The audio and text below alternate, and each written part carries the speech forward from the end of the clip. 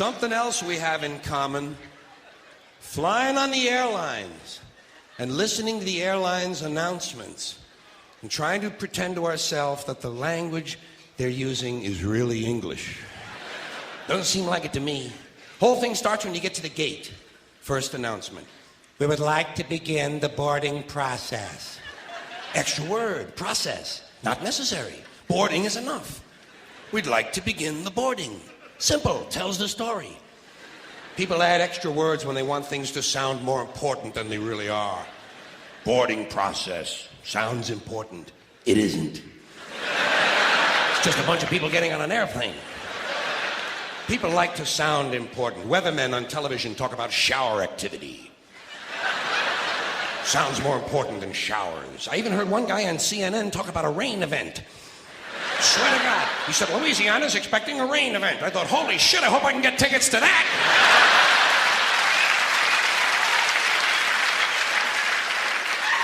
Emergency situation. News people like to say, police have responded to an emergency situation. No, they haven't. They've responded to an emergency. We know it's a situation. Everything is a situation. Anyway, as part of this boarding process, they say, we would like to pre-board. Well, what exactly is that anyway?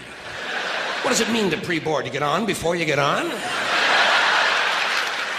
That's another complaint of mine. Too much use of this prefix pre. It's all over the language now. Pre this, pre that. Place the turkey in a preheated oven. It's ridiculous. There are only 2 states an oven can possibly exist in: heated or unheated.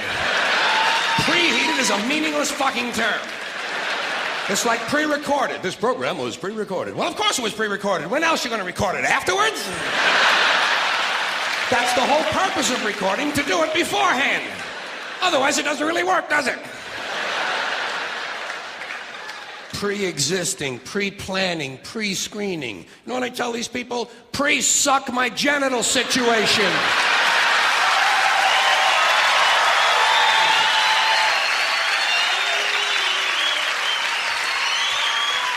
And they seem to understand what I'm talking about. Anyway, as part of this pre-boarding, they say, we would like to pre-board those passengers traveling with small children. Well, what about those passengers traveling with large children? Suppose you have a 2-year-old with a pituitary disorder. You know, a 6-foot infant with an oversized head.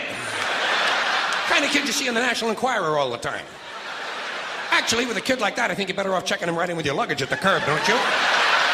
Well, they like it under there. It's dark. They're used to that. About this time, someone is telling you to get on the plane. Get on the plane, get on the plane. I say, fuck you, I'm getting in the plane. In the plane. Let Evel Knievel get on the plane. I'll be in here with you folks in uniform. There seems to be less wind in here. They might tell you you're on a non-stop flight. Well, I don't think I care for that. No, I insist that my flights stop. Preferably at an airport. It's those sudden, unscheduled cornfield and housing development stops that seem to interrupt the flow of my day. Here's one they just made up. Near miss. When 2 planes almost collide, they call it a near miss. It's a near hit. A collision is a near miss. Look, they nearly missed.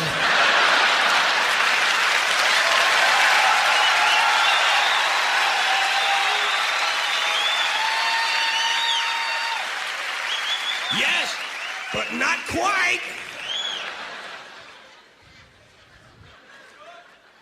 They might tell you your flight has been delayed because of a change of equipment. Broken plane.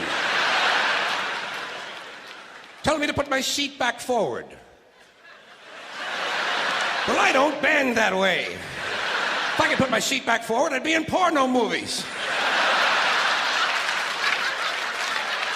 Then they mentioned carry-on luggage. First time I heard carry-on, I thought they were going to bring a dead deer on board.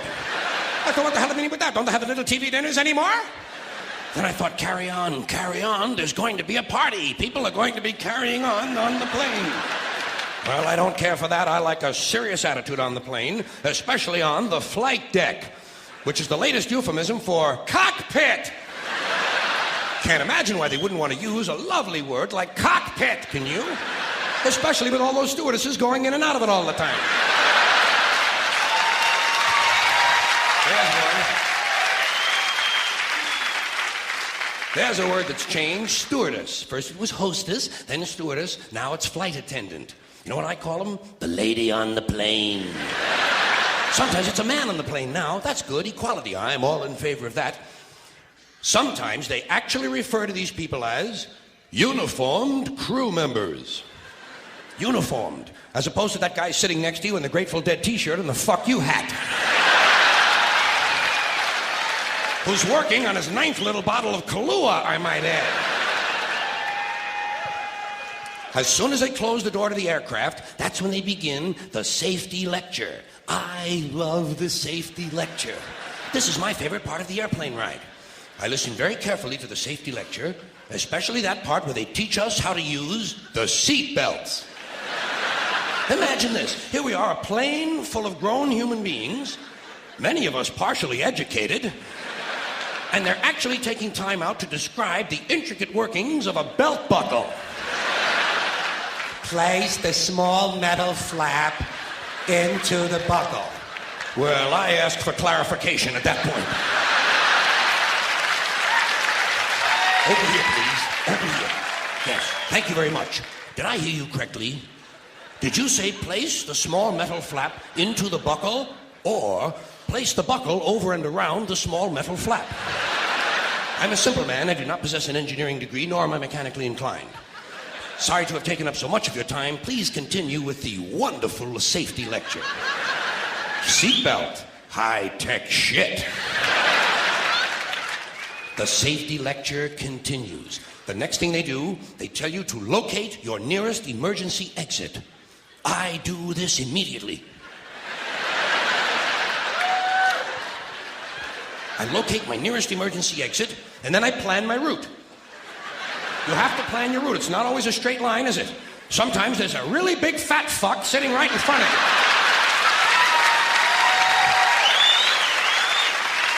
Well, you know you'll never get over him. I look around for women and children, midgets and dwarfs, cripples, war widows, paralyzed veterans, people with broken legs, anybody who looks like they can't move too well.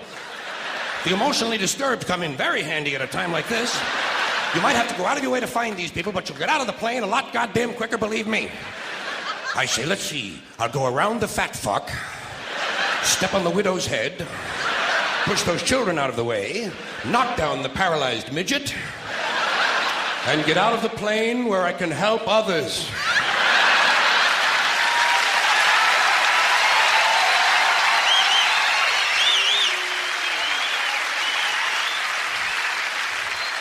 I can be of no help to anyone if I'm lying unconscious in the aisle with some big cocksucker standing on my head. I must get out of the plane, go to a nearby farmhouse, have a Dr. Pepper, and call the police. The safety lecture continues.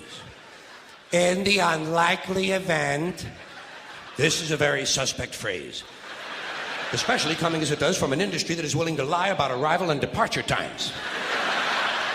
In the unlikely event of a sudden change in cabin pressure. Roof flies off.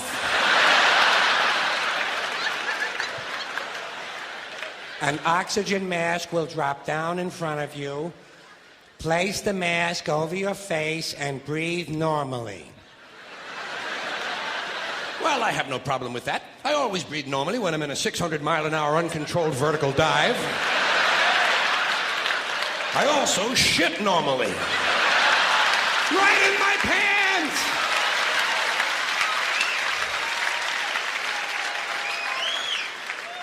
They tell you to adjust your oxygen mask before helping your child with his. I did not need to be told that. In fact, I'm probably going to be too busy screaming to help him at all. This will be a good time for him to learn self-reliance. If he can program his fucking VCR, He can goddamn jolly well learn to adjust an oxygen mask. Fairly simple thing, just a little rubber band in the back is all it is. Not nearly as complicated as, say, for instance, a seatbelt. The safety lecture continues. In the unlikely event of a water landing.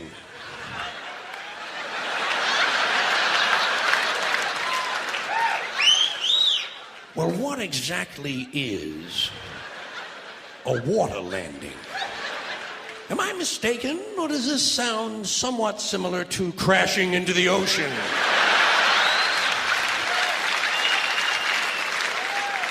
Your seat cushion can be used as a flotation device. Well, imagine that. My seat cushion.